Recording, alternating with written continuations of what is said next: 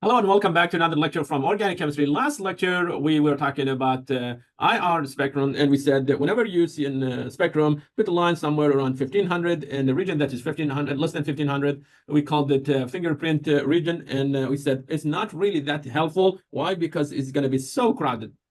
So crowded. The one that we were going to focus on it will be the region is higher than 1600. Between 16 to 1900, you will have double bond and triple bond. There are 21 to 2300, and something higher than 2900, you will be dealing with H that attached to carbon, nitrogen, or oxygen, and those they will actually give you an idea about what you're dealing with.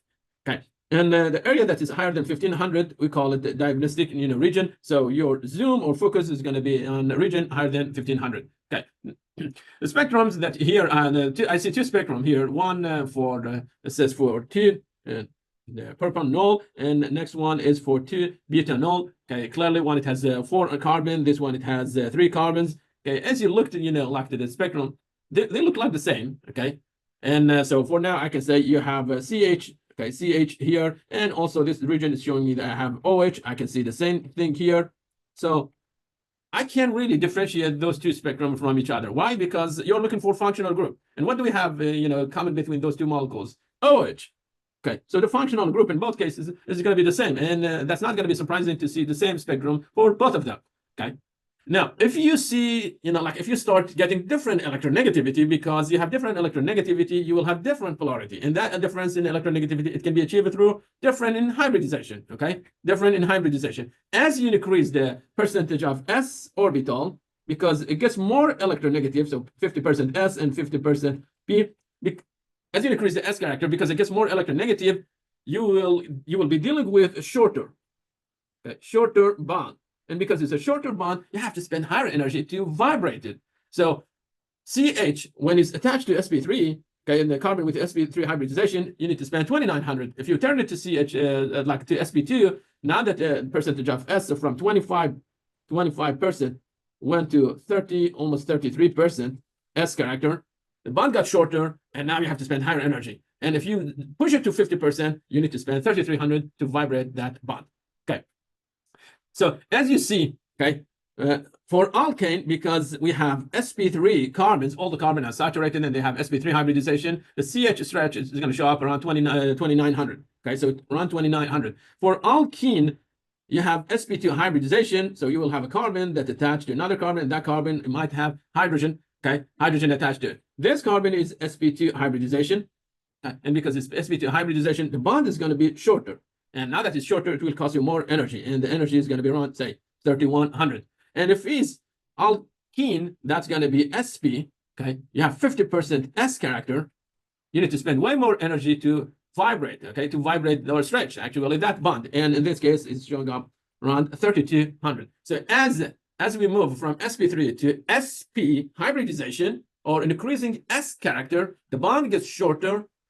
Because the bond gets shorter, you need to spend higher energy to vibrate it. So the wave number is going to go to higher wave numbers. Okay. Now, what will happen if I put, methyl groups, for example, methyl or carbon or add anything other than hydrogen around the double bond? So instead of saying, for example, this triple bond, instead of saying CH on both sides or one side, you replace them by, let's say, bromine. And this side, you can put bromine or chlorine. It doesn't matter. And you have a triple bond. Because I don't have an H in the H attached to carbon anymore, I'm not going to see a peak around 3300. And this is going to be the same story when you are dealing with double bond. So the R is an alkyl group, and alkyl is not equal to hydrogen. That means you're not going to see, you're not going to see a peak around 32, 31, or 3200 whenever you have alkyl group instead of hydrogen.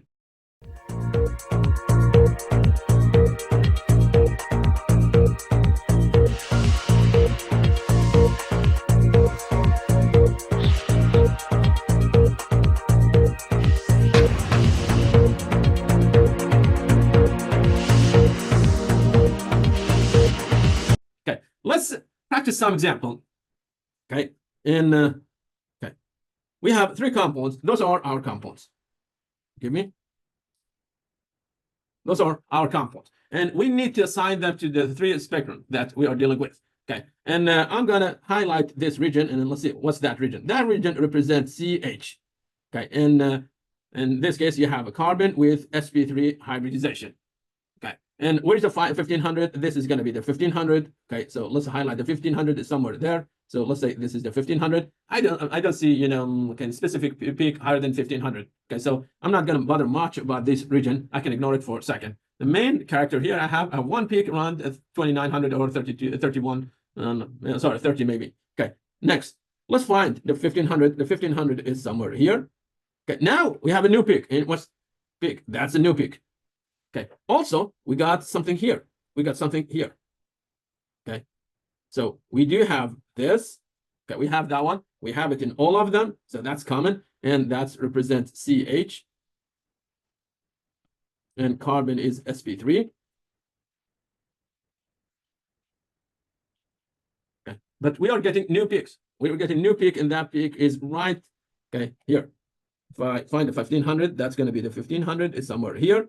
Okay, this peak showed up somewhere there, and now it's shifting here. Okay, let me highlight that peak. So now the peak shift there. Also, I got a peak here. Okay, that peak again is shifting to higher wave numbers. Okay, so the top one, it has only carbons with sp3 hybridization between all those compounds, those three compounds. My guess is going to be this. Okay, this is going to be the first compound. Okay, so the first spectrum belongs to that compound. Okay, and now I have two spectrum, number 2 and 3. They look the same. Only difference between them position. Okay, position of the new peaks we got. Okay, we have a peak that is between 16 to 1800. Between 16 to 1800. That's going to be double bond of carbon-carbon. So that represents a double bond of carbon-carbon. And I got a peak that is around 21 to, let's say, 2200, and that's going to be triple bond between carbon-carbon. Okay, and how about the peaks? Okay, the new peak that we get after 29. Okay, look, we have the same peak here, so that cannot, okay, that cannot be another CH, you know, with the sp3 hybridization. That peak is a CH, but carbon, it has sp2 hybridization. So that carbon is attached to another species, another carbon or another atom through a double bond.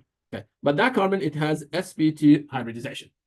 Okay, and again, I see a shift, and this one now is showing up around 32 or between 32 to 3400. So I'm going to say this one is talking about an H attached to carbon, and the carbon is involved in a triple bond. So this carbon, it has sp hybridization. Okay, S character here is 50%. S character, this one is 33.3% S character, and the top one is only 25% S character. As you increase S character, the bond length gets shorter, and it will require higher energy to vibrate it. Okay, so I'm going to assign this one to the second peak, the second spectrum, and that's is going to be the third one. Okay, another example. Okay, here you can see more actual detail about about the peaks that we assigned. Okay, and I'm going to leave this one. I'm leave it to you to go through them and carefully read the notes here.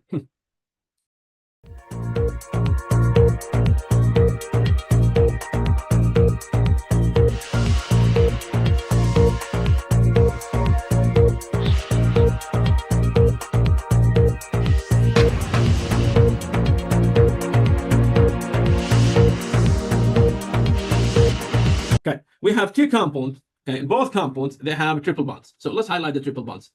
Okay, and one of them, it has carbon with a CH bond. Okay, so it has a carbon. So it has a carbon that is H attached to it.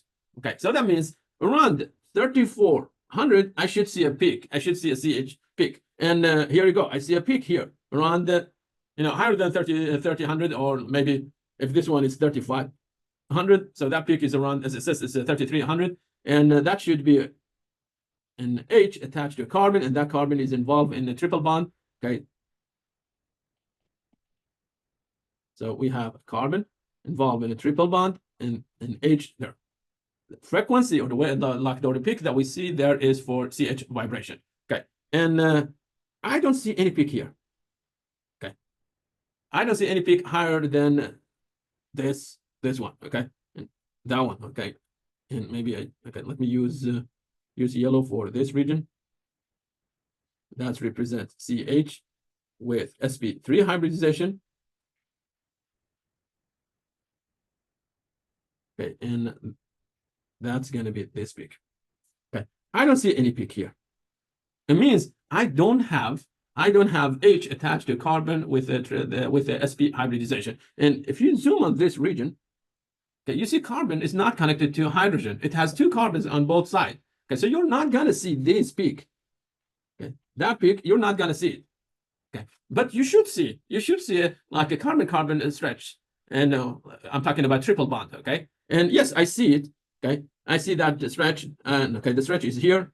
Okay, and that stretch represents, the triple bond, okay, triple carbon-carbon bond. So how do actually I connect those two compounds to the two spectrum? The top one, because it has a stretch around the 3300, okay, it's going to be this molecule. Okay, and number two, it will be